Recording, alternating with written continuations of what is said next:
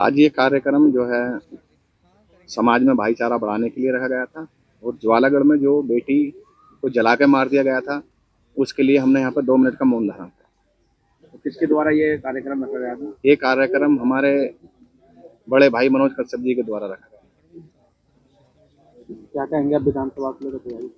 विधानसभा को लेकर ये कहेंगे कि सभी लोगों से मैं ये निवेदन करना चाहता हूँ कि जिस तरीके से हम कश्यप समाज ने हमारा पहले भी साथ दिया है और हम सब एक भाई की तरह रहे हैं मिलजुल कर, और उसकी जीती जागती मिसाल हमारे सामने जय भगवान कश्यप जी हैं, जिन्होंने इतना लंबा संघर्ष करा है इस विधानसभा के लिए। तो फिर हम उसी राह पर चल के फिर एक बार 2027 में बहन जी के हाथों को मजबूत करने का काम करें। 3 बार के विधायक इस बार आपकी टक्कर में है, तीसरी बार? 2 बार के। 2 बार, तीसरी बार जी। इस बार भी टक्कर में रहेंगे। जी, क्या कहते हैं? क्या विधायक से कोई टक्कर नहीं होती है, हमारी विचारधाराओं की लड़ाई है। ये उन कमजोर, मजलूम और अत्याचार जो हो रहा है हमारे लोगों पर, जैसा आप देख रहे हैं ज्वालागढ़ के बारे में आप बात करिए, एक लड़की को जिंदा जला के मार दिया, एक जो है वहां पर कपसाड़ में उसकी माँ को मार दिया, बेटी को ले गए बलकटी से मार दिया। तो क्या ये शासन चलता है इस तरीके से? ये तो अगर देखा रहा है तो एक जंगल राज है। अगर आप बहन जी के शासन को उठा के देखिए, जो बहन जी ने शासन करा है, बहन जी ने का शासन ऐसा रहा है कि आप कह सकते हैं उसको कि सम्राट अशोक का जो शासन चला था तो उसी शासन पे बहन जी ने काम करा था। और मान्यवर काशीराम साहब ने एक बात कही थी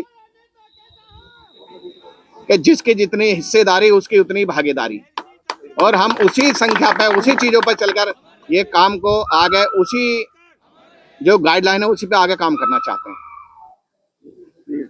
नाम जय भगवान कश्यप है। तो आज कार्यक्रम रखेगा, तो क्या ये कार्यक्रम था? ये कार्यक्रम ज्वालागढ़ के अंदर सबसे पहले जो हमारी बिरादरी का एक युवा साथी था जिसका नाम सोनू उर्फ रानू कश्यप था, उसको जला करके मार दिया गया। उसी की ये शोक सभा यहाँ पर रखी गई है मनोज कश्यप जी के आवास पर। समाज के सभी लोग यहाँ इकट्ठा हैं उनकी आत्मा को श्रद्धांजलि देते हुए, और जो हमारे भावी प्रत्याशी हैं विपिन कुमार दीवान जी, वो इसमें हमारे बीच में आए, हमें बड़ा अच्छा लगा। और हम तो चाहते हैं कि ऐसे ही युवा साथी हमारे साथ में अगर कंधे से कंधा मिला करके खड़े रहेंगे तो हमारा समाज भी जाटव समाज की तरह अपने आप को मजबूत और गौरवान्वित महसूस करे। क्योंकि जाटव समाज, जैसे कि बाबा साहब भीमराव अंबेडकर को हम अपना ईश्वर, अपना भगवान, अपना श्रद्धेय मानते हैं और मजबूत समाज है जाटव समाज।